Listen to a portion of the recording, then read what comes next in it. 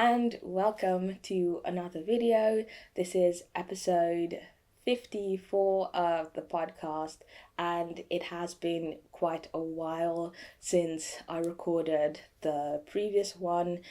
If I'm correct, it's been over a month. I have been sick and just dealing with all sorts of things, and so I was just not physically able to talk about the things that I've been doing. So this morning I took some time to write down everything that I could remember that I did this past month, and so I'm hoping that it's not going to take all that long.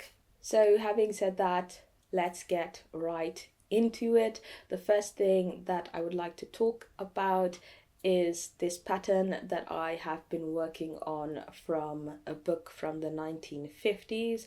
It's called Bernat book 67, The School and College Look.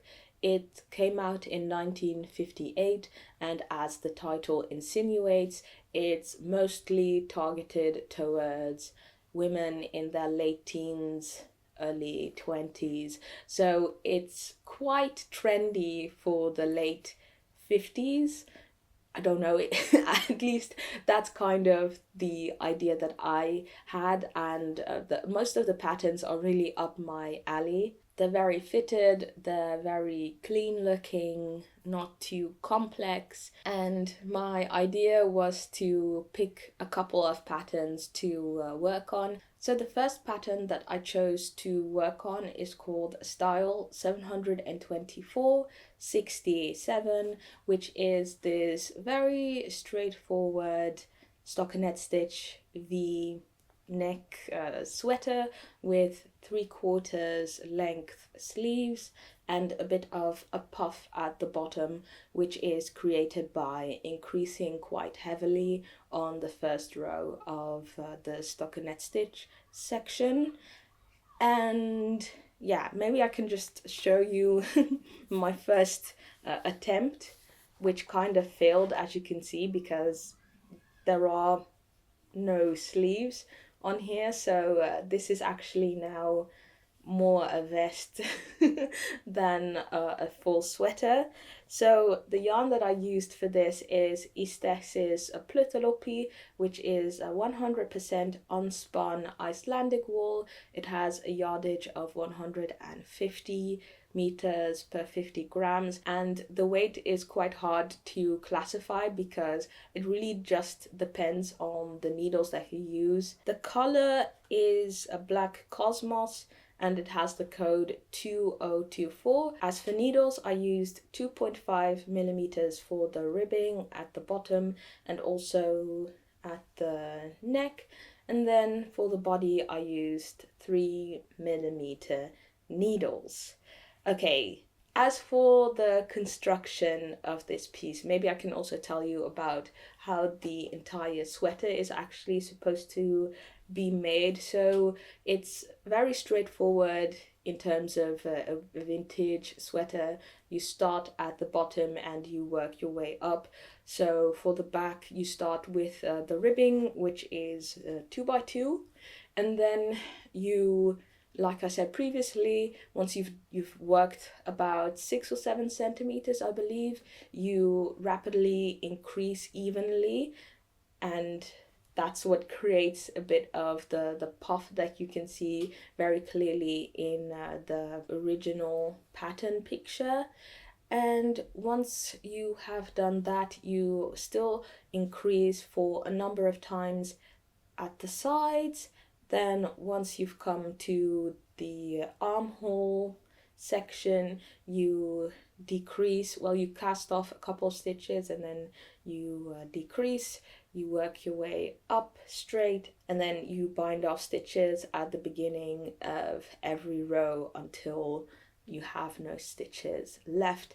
And I've said this before, I actually prefer to swap those staircase bind off thingies for Japanese short rows, so that in the end I still have that diagonal shape for the shoulders, but I'll have live stitches all over. And so once I have the front and the back, I'll be able to connect these by using the 3-needle bind off, which is just easier. On top of that, it makes mending your pieces easier, because instead of having to take out a seam, you just have to take out that bind off piece, and then you have your live stitches again.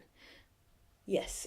The front is knit in a similar fashion. The only difference is that after a number of rows of the armhole shaping, you actually cast off stitches here for the V neckline, and so you decrease on the armhole side, but also at the neck side, and then at some point you start doing the shoulder shaping again.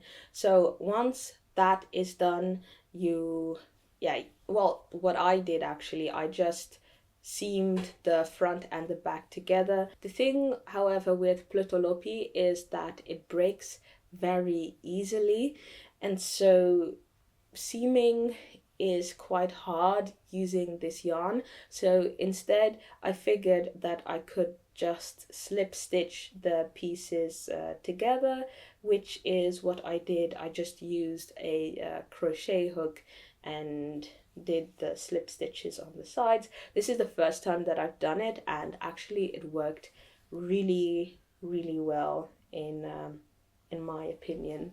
Here's the seam, and here,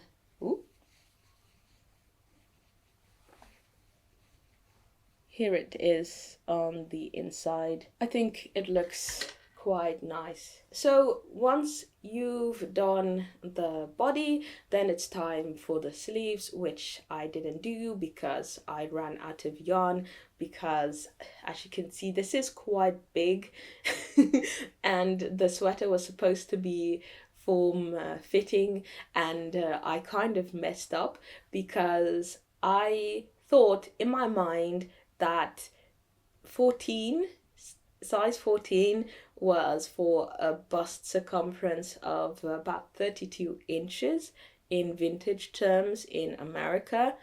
But since this is kind of, I don't know, I guess since it's like a teen type of book, it's aimed at younger women, the sizes are different. And so if you actually go to the end of the book, you can see what these sizes mean. So it turns out that I was supposed to knit a size 12 or even smaller. But aside from that, fluffing that up at first, another major mistake that I made was assuming that I knew how this yarn would work up in terms of gauge.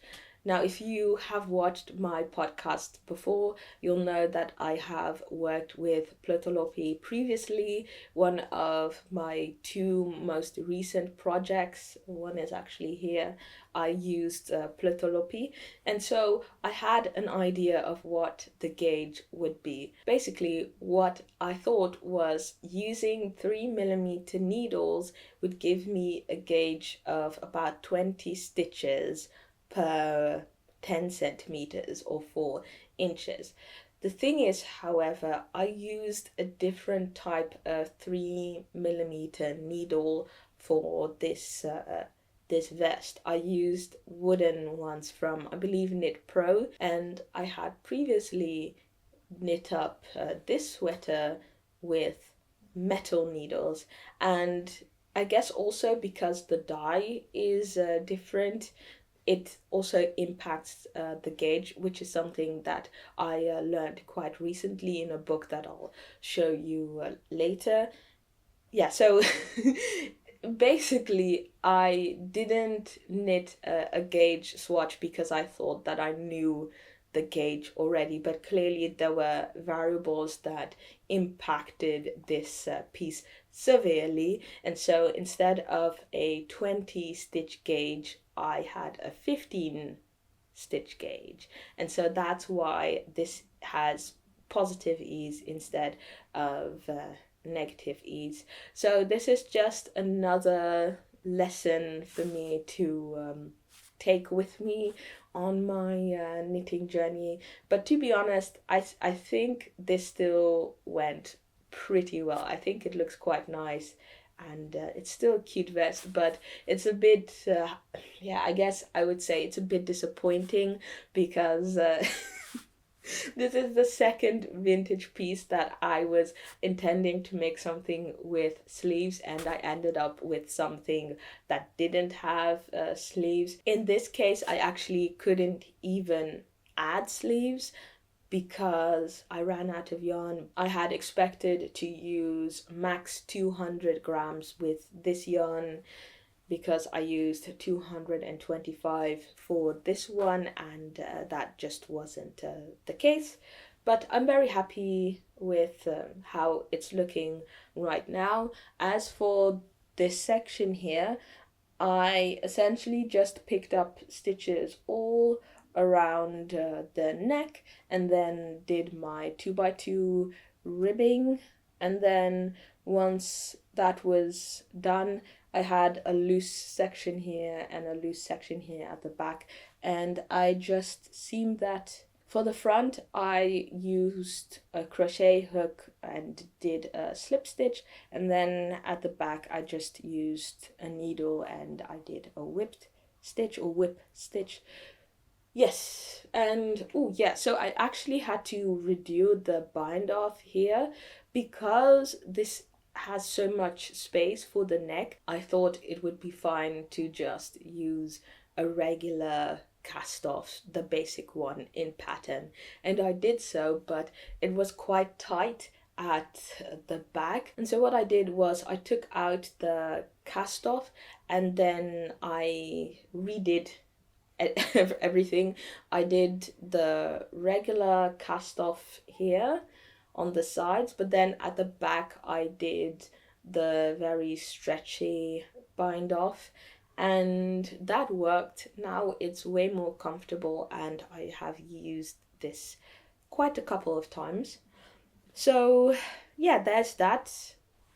Oh wait, I completely forgot. Ta-da! So yes, this is done. And oh, I completely forgot, for the sides I did a slipped stitch just to prevent it from curling, and I blocked it using an iron, and yeah, the sides look quite clean to me. I'm very happy with this. So this was my first attempt. I'm taking this as a win. I like the way it looks. I am still going to try and make the actual sweater, and this is what I've got so far. This is just the back. I chose the right size. I've written everything out, and this time I used 3mm again needles, but I also swatched beforehand and I went back to the metal needles, and it's looking, I mean, it looks way smaller than the first one, I think that's for sure. And as you can see, it looks like it's going to have a tiny bit of positive ease, or maybe just zero ease. So this is again the same yarn, but then in a different color. I think it's called chocolate heather, I'm not too sure. Yeah, it is chocolate heather, and it has the color code 1032, and I also used 2.5mm for the ribbing. So hopefully I can finish this soon, but I have a ton of projects that I have started, or ones that I have kind of set aside and have picked up again to finish. So honestly, I don't know when that's going to happen.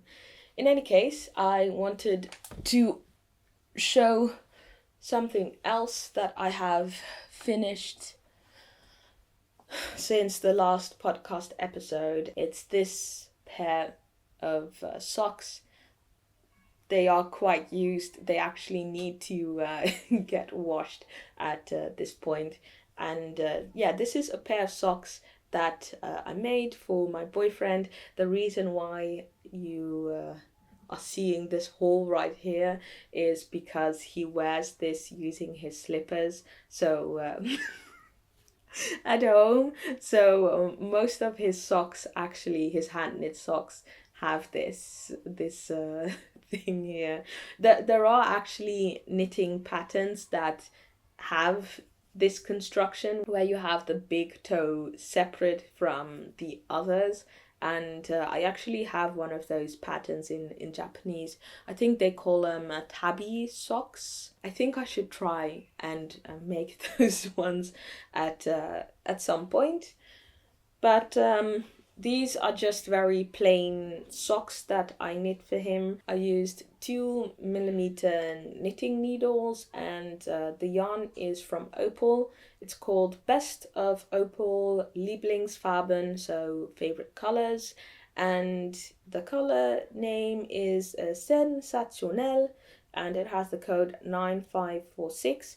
It's a fingering weight yarn, 75% virgin wool and 25% polyamide, just for the durability, and it has a yardage of 425 meters per 100 grams. Now the reason, well, oh yeah, so maybe just a tiny quick recap of what I did. So I used a long tail cast on, did 2x2 ribbing for some time, did some stockinette, and then did a slipped stitch heel, heel flap, did a French heel, then decreased the number, well, picked up the stitches along the heel flap, decreased every other row in order to create the gusset, and then at the top I just decreased a number of times. I'm not too sure how I did it. And then at the top I just decreased every other row, and then I just did a Kitchener's stitch at the end to connect the bottom to the top of the sock, and that's it. So I actually didn't make these socks out of the kindness of my heart. No, I actually bartered for these socks.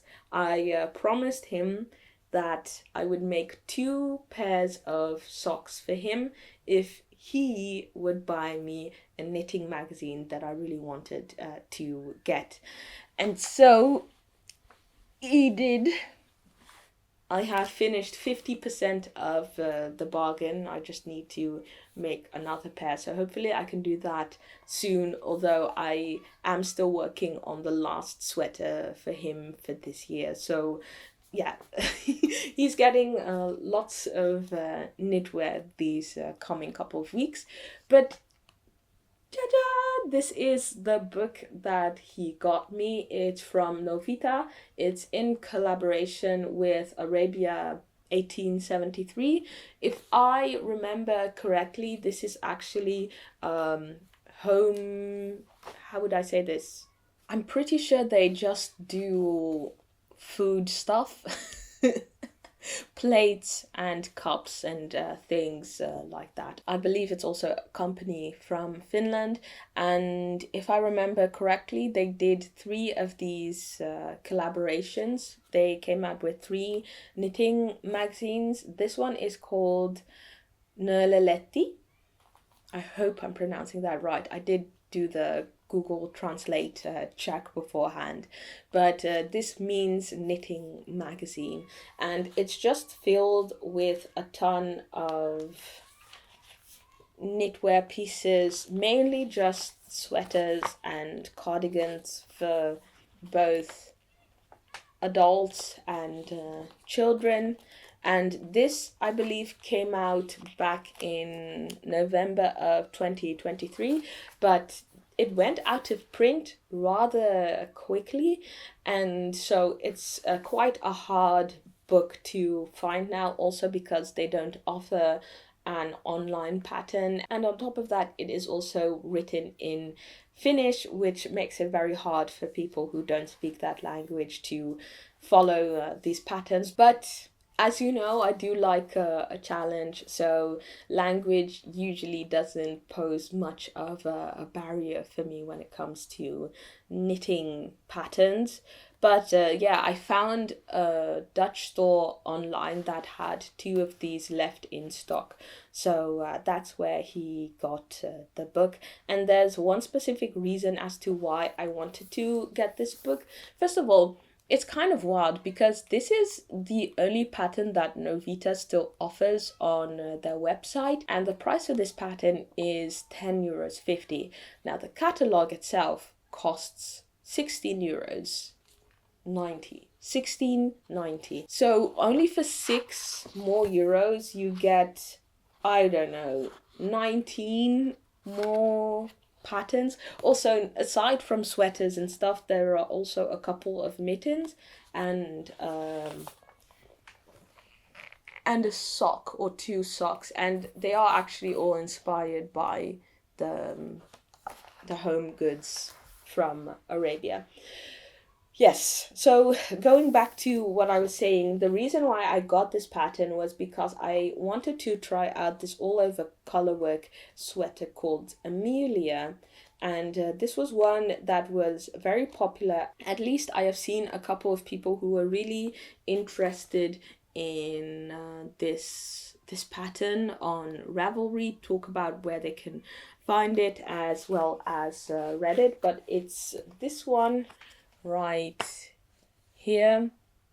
I just thought it was really cute. Yes, so it's all over colorwork, and the back is for the most part just that how would you call it, the flowers. Yeah, so the stuff that's on her sleeves here is also just the entire back. And I found this picture, I think several months ago on Instagram, and I thought it was really cool. And then I just couldn't find it anywhere. And I don't know what happened, but yeah, just a couple of weeks ago, I found out that I could get it on that specific website. So if it's still in stock, I will leave a link to that in the description box below if anyone wants to grab that last copy.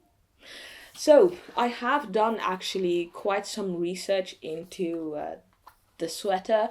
I was thinking of just using some Ístex Plötulopi that I had in stash, but I had quite a hard time getting gauge. The thing is that you can't really finagle things when it comes to the row gauge. The row gauge has to be quite tight because otherwise your sweater is going to be super long, because you actually have to knit up the entire seam that is there. And so so either I would have to knit up a long dress or just cut the picture at some point, and I didn't really want to do that. So I am looking for some yarn that I can get that will give me at least a very tight row gauge, where I won't have to worry about any of that. Probably something like horsed garn, I think, would be fine, but that is a worry for another time. I do have to say though that there are quite some mistakes in this pattern. I don't know any Finnish, and I could already see just from looking at the numbers that there were mistakes in there, and using some Google Translate, lo and behold, there were a couple of mistakes. For one, the amount of stitches that you have to cast on for the first size is equal, or no, it's even more. Wait, let me have a look. Okay, so there are 4 sizes: S/M, then you have L, XL and double XL, and the amount of stitches that you have to cast on for the first size at the bottom is more than the amount of stitches that you have to cast on for the largest size. And I think there's another thing in terms of numbers that doesn't make sense somewhere further into the pattern, but for me, in the end, I feel like I have enough experience that I can just use the color chart that comes with this pattern and just figure out what I need to do to get the size that I want. Really, the biggest issue for me is just the row gauge. And then I think I'll be fine. I do have to say one thing that I don't really like is that this section here, that no intarsia is being used. It's just, and the problem is that when you use a lighter color as the background and you don't use intarsia, that darker color is going to shine through, and so that happens here as well, and it makes the model, the sample, look a bit messy, but that's just my opinion. So this is a project that I am going to try and make in the new year. Then moving on to the next thing, and that is what? Oh, okay, I think the last time that I spoke about this must have been in my mid-year flops. This book is called Crocheted Natural Bag, Knitting with Eco and Andaria, and it's from Apple Mint, which is an imprint, I guess, from Vogue Japan, and it's just filled with knitting patterns that use this 100% viscose yarn from Hamanaka called Eco Andaria. And I got this book when I was living in Japan, and I really wanted to make this one flower bag for my sister, but I messed up with the amount of yarn that I would need, so I'm just making it for myself now, and then I'll buy new yarn here that isn't Eco Andaria because it's hard to obtain here, and then I'll start over and crochet something up for my sister. So yes, I think the last time that I spoke about it, the pattern here, it's called Flower Motif Bag or Ohana no Motif Bag, and as you can see here, it consists of just crochet squares with flowers, and then you have the bottom foundation, which is a circle, and then you have some crochet stuff going on at the top, just the crochet band, and then there's another band that you use as the handle of the bag. And I believe the last time that I spoke about I spoke about this, I'd done this. I think I had only just attached these and maybe made one new one. Well, last week I was going to try and work on the other squares of the pattern. So I've managed to crochet up the foundations of the squares of all of the squares. Of all of the squares actually, and so now I only need to crochet the flowers on top, which I feel won't really take that much time, maybe 2 or 3 hours if I'm being optimistic. And then once I've done that, I can just attach them with, I believe you're supposed to use a slip stitch for that, and then another day I'll do the circle foundation, and then another day I'll do the strips, and then I should be done in 3 days. Not in the next 3 days, but I think it will take about another 3 days to finish these. But yes, like I said, the yarn is called Hamanaka Eco Andaria, and it's just 100% viscose. I'm not too sure about the yardage. Oh yeah, it's here. It's 100 meters per 50 grams, and they recommend you to use a hook size between 5/0 and 7/0. These are all Japanese sizes, but they actually do coincide. Wait, they are the same as the metric system. So for instance, the hook size that was recommended for this pattern was 6/0. I think that's how you're supposed to say it, 6/0, and that corresponds to a hook of 3.5 millimeters, which is what I've been using. So yes, in terms of flower stuff, nothing too interesting, but I feel like having crocheted the foundation of every block, that is going to push me over to actually finally finish this. I think it's heading towards 1.5 year now since I started this project, but it just gives a very nice feeling that all of the pieces that I've had on hold, I'm actually actively trying to finish those off. Now I'd like to go back a bit to one project or multiple projects that I worked on at the start of this year, and that is the Norwegian baby bonnet or Norwegian baby cap. It's a free vintage pattern over on freevintageknitting.com. I will leave a link to that in the description box.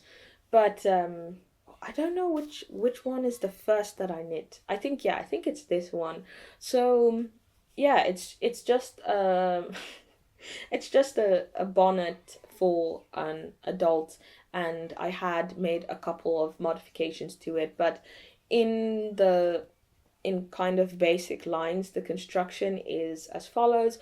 So you start off by doing a cast on here at the brim, I believe that's how you call it. You knit a couple of rows and then you do the picot edge, which basically is a yarn over, knit two together, and then the next row you just knit all of the stitches, including the yarn overs, and then once you work and a couple of more rows, you can fold at the section where you did those yarn overs, and then you'll get these picot thingies, this thing that you call a picot edge. And so once you've done that, you actually quite early on get into the color work. You have these, I think it's 3 rows. Yeah, you have these 3 rows here. And then once you've done that, you do kind of the main color section for the side here. And I believe these are just Norwegian traditional color work motifs. And then once you've done that, you're actually supposed to cast off the stitches here on the sides, and then you knit up this tiny section here. It was actually supposed to be this tiny section here that you were supposed to knit, and then you were at the end supposed to seam the sides to this section here. But what I did was more, how would I say it? It was kind of like the what you do with a sock, right? I did kind of like a French heel at the back where I left the sides as live stitches, and then every row I worked, I would I would knit two together, then knit one, and then turn and do the same thing at the other side. And so that's how I connected this section to the back. The issue, however, that I stumbled upon was that I didn't have enough rows to do the entire sides. So I ended up just reusing some of the motifs. For instance, here at the side and this one right here, I kind of reused them and added them here, and so it looks a bit different from the original. Then my second attempt, I tried to do the seaming, and I think I still added some rows here as well. And I don't know, the seaming wasn't looking that nice. I think even in the original picture I didn't really like how the seaming looked, although it was quite hard to see. But I did, I think, a single crochet here around the sides, which also I wasn't too happy with. So yeah, here's the inside. I also did a different method of attaching the cast on edge. I think this is quite clean, but this one has a nice, how would I call this, a nice chain, which I think looks a bit cleaner. And I used a crochet hook for that. I think I just did single crochets here. And I also added an eye cord. I don't think that was in the original pattern. I don't know, I just thought that an eye cord would look nice with it. So yes, these are the two that I made at the start of this year. And I wanted to retry some of the older projects that I worked on previously and try to design something myself. So I came up with this. It's not done yet. I still need to add something here. But this is my own bonnet. I don't have a name for it, but I have the picot edge with the crocheted. This time I think I used slipped stitches here on the side, and I used some traditional Norwegian colorwork motifs. So these are leaves, these are flowers, and then I ended up using a very old French crochet filet chart, and I made some adjustments so that it would fit nicely here. And so it's just a nice picture. I believe it's one of these books called Filet Ancien au point. My French isn't that good, but I believe these books are from the early 20th century, late 19th century. So I'll leave a link to the website where you can access them for free. So yeah, this is kind of my take on how I would knit a bonnet. I wanted the back to be a bit nicer, how would I say, the transition from back to front. So this was actually my second attempt. The first one, I actually tried to knit from the same direction as the other two that I had knit, so starting here.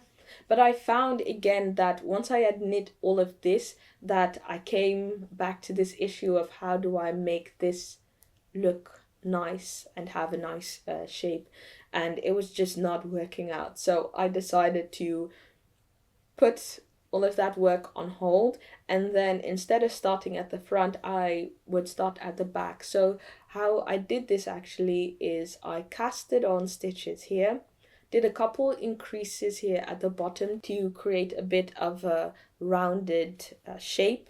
So first a couple of increases, then straight, and then a couple of decreases, and then adapted the chart to fit this nicely.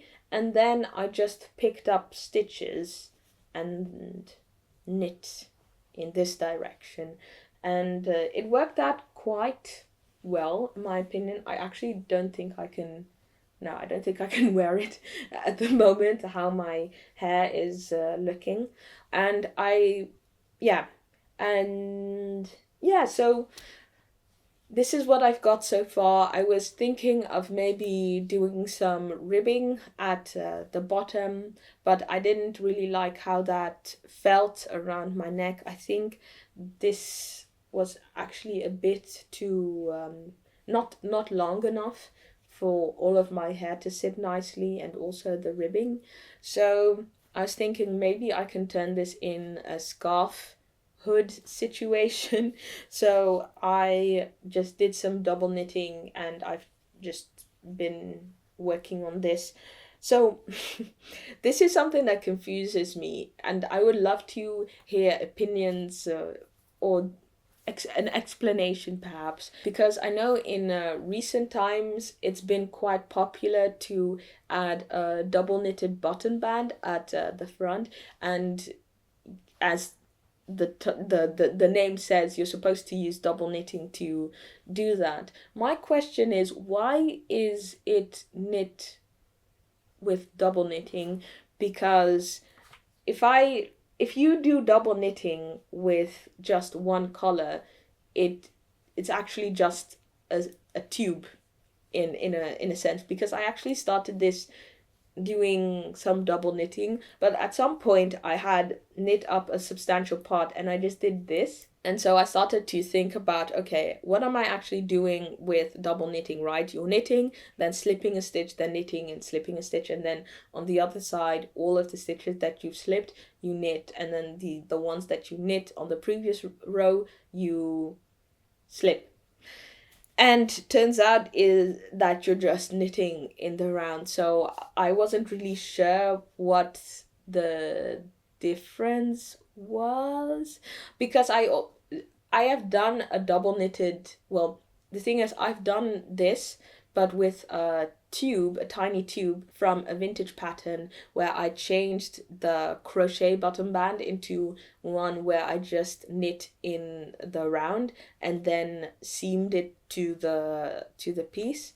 And I was always just wondering, okay, what's the difference between that and a double knitted button band? And it doesn't really seem like there is much of a difference.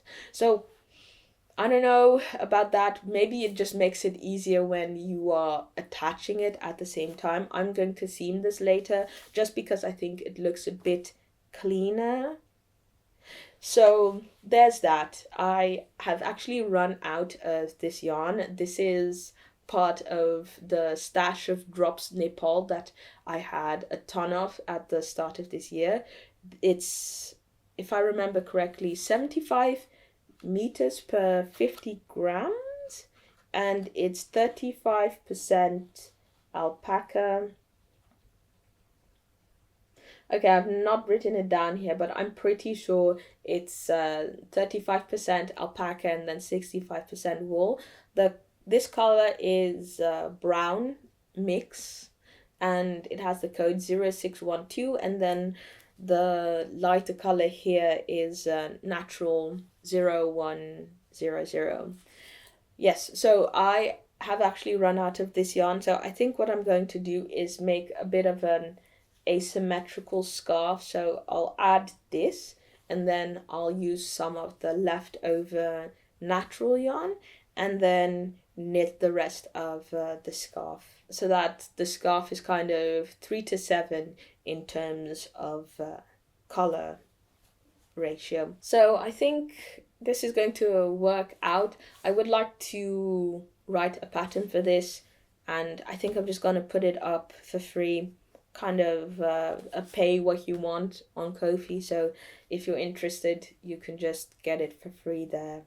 See if you like it, if you're interested in it. I spoke about this on TikTok, and someone was really excited for this. So yeah, I'm gonna try and finish this up in the next 2 weeks. As for knitting needles, I used 4.5 millimeter for the for the plain sections, and then 4.5 for the and then 5 millimeter for the color work, and then for the shawl I'm just using 4 millimeter needles. Then moving on, I have an update on the final sweater for my boyfriend this year. I have about 20 something days left to finish it in order to get my one and only bingo of the year, so I really want to get this done.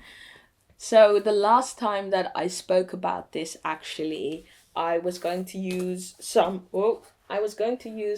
yarn from Horst Garn, I think it's coast. It's that mix of merino wool and cotton, because he's quite sensitive to wool.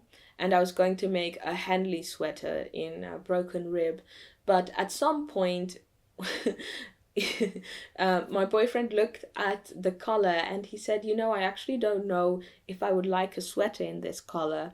And I was so thankful that he said that at that point, because if I had worked up, I don't know, one back section and I'd heard that, I would be a bit disappointed and a bit demotivated.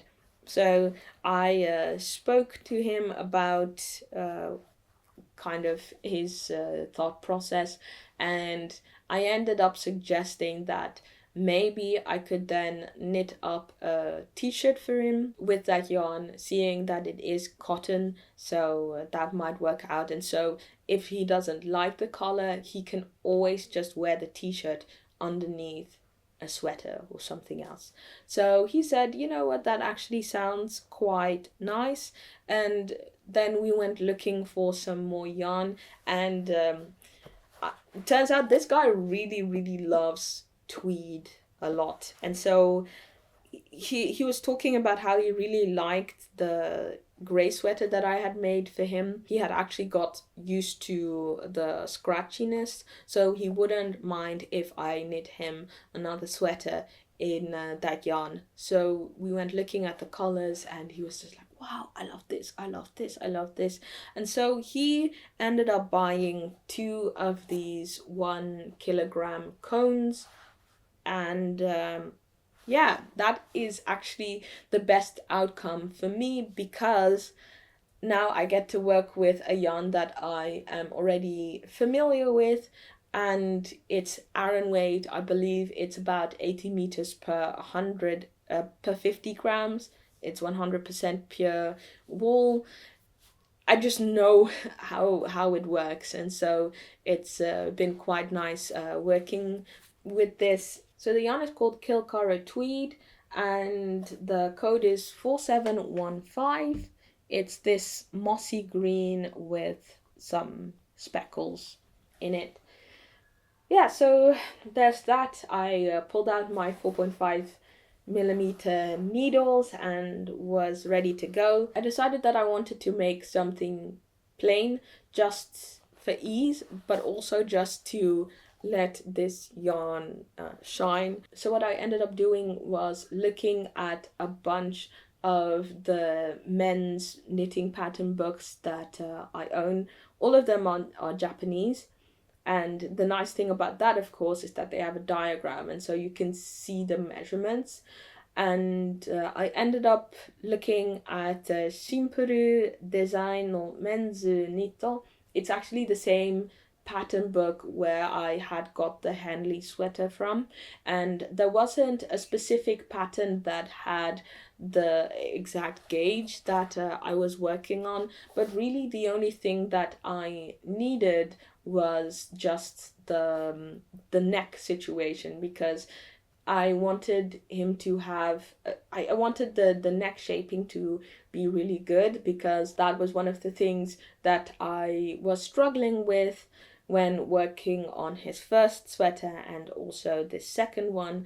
And I thought, you know, I'm going to knit this flat from the top down so he can wear it and see if he likes it, and I'm going to knit it flat so I'll be seaming whilst I'm knitting it. And yeah, so long story short, what I ended up doing was just studying a couple of these neck shapes, and so I ended up with a neck shape of, well, the width on one side would be 17 centimeters, and then the depth would be 8.5 centimeters, and then at the back it would be 2 centimeters. So a 6.5 centimeter difference between the front and the back. And so this would be without ribbing. So yeah, that's kind of what I came up with. So just the section here straight, increasing a bit, and then going up straight. And that's just the plan. So I actually have worked on this a bit. The yoke is actually finished. This is what I have got so far. The seaming I've done by means of crochet, just a simple slip stitch, so that if something doesn't look right, I can just easily take it out and redo it, which I think I have actually done. But yes, as you can see here, this is how it's looking. I have added the ribbing. I did an Italian bind off.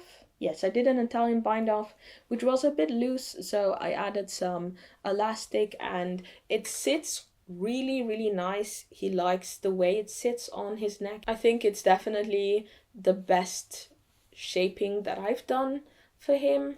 And so now I'm working on the first sleeve. It's quite large, the sleeve, and there are a couple of weird folds when he wears them, but I feel like it's not it's not indicative of how the sweater is going to look when it's finally done, because I had the same issue, I believe, with the gray one, which, by the way, I actually have a vlog of that up on the channel, so if you're interested in that, seeing how I knit that up, you can have a look. But yeah, the armhole depth is a bit deeper than the other sweaters, I believe, about 2 centimeters. I'm not too sure, but I think once the first and the second sleeve are on their way, that it will look a bit normal. So I've calculated the sleeve decreases so that he'll end up with the same circumference as in his gray sweater. And so really the hardest part of this sweater, I think, is over. So I just need to apply myself, spend some time on this, and finish it off. He actually came with a design himself for a sweater, and aside from this yarn, he also ended up getting some dark purple yarn, and he wants a sweater from that as well. So I think in total I'll end up knitting him 5 sweaters, and I think that'll be it. He himself said that he would be fine with having 5 sweaters. He thinks that's enough to mix and match, and also not wear the sweaters too many times to wear them out quickly.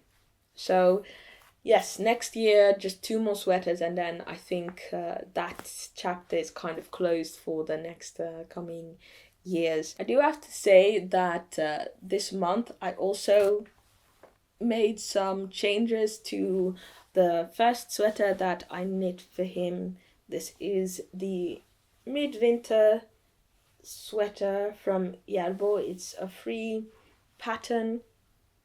Yeah, what's the back? What's the front? Okay. And one of the issues he had was that the neck was a bit too high. So it's a saddle construction, but the thing is that the row gauge is really tight, and in the pattern it says to only work 3 sets of short rows, which was clearly not enough for him. So what I ended up doing was kind of the same trick as I did with this one vest, the Flora Slip Over by Camilla Veld, and that was that I picked up stitches just around the, well, into the body, and then I re-knit the neck, and now I think it's looking way nicer than before. I also redid the ribbing because that wasn't looking too clean. I had grafted it and got a bit lazy and messed up at some sections, and now it does look better, but I think the ribbing is a tad bit loose. If you look here, you can see that there's a tiny bit of a bubble. It flares out slightly, and it's even exacerbated when he wears the sweater. So I actually think that I have to redo this ribbing at the bottom again, which I don't necessarily mind all that much.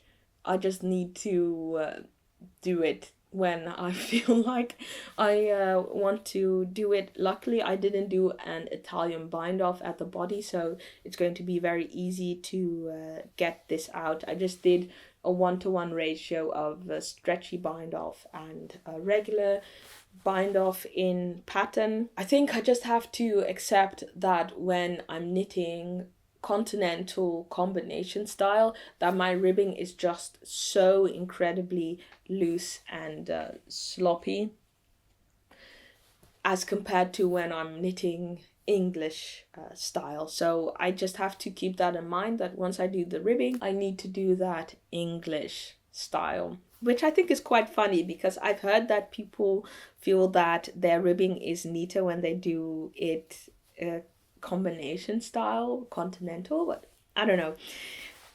For me, it's the other way around. Okay, I'm feeling a bit tired now. I'm still a bit ill-ish, so I'm going to kind of speed run this section, and then next time, I don't know, just talk about the rest that I'm leaving out for today.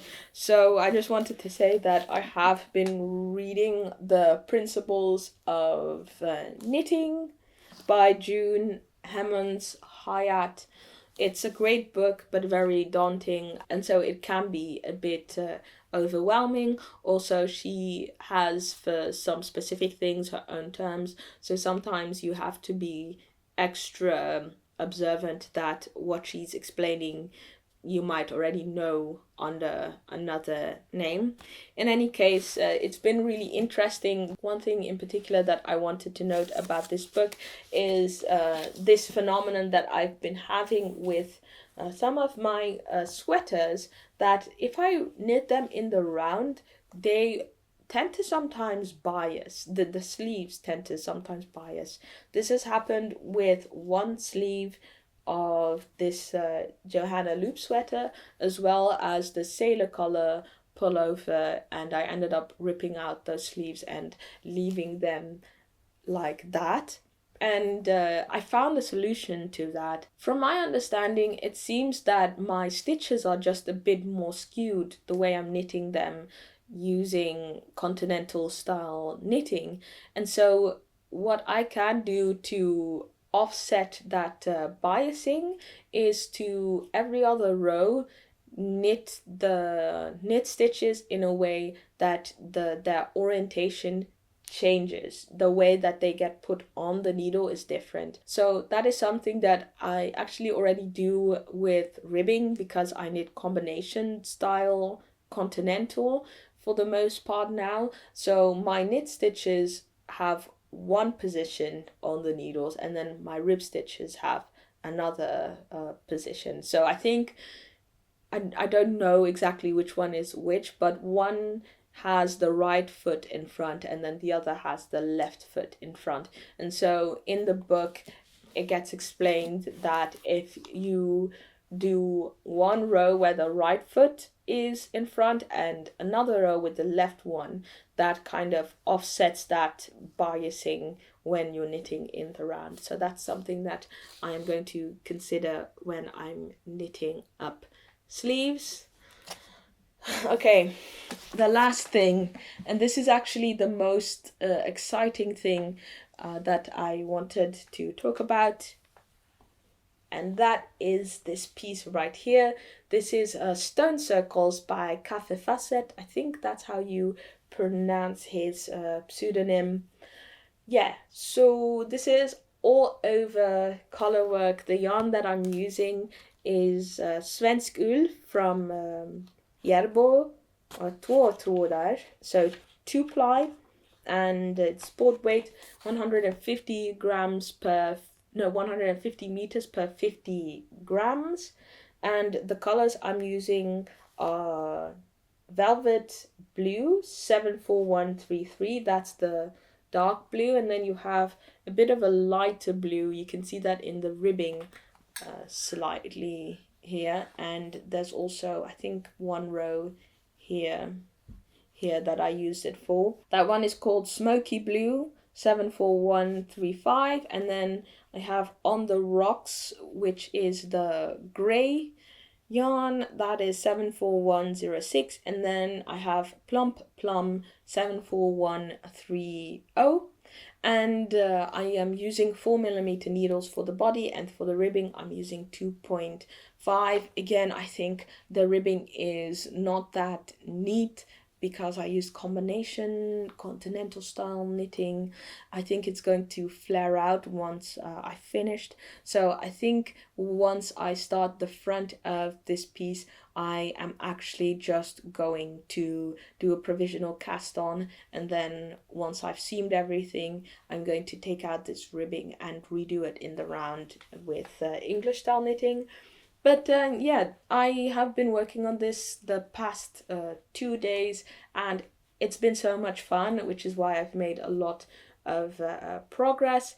It's just really nice. Yeah, it's color work, stranded color work. You only knit with 2 colors at once, and the background just changes at some point.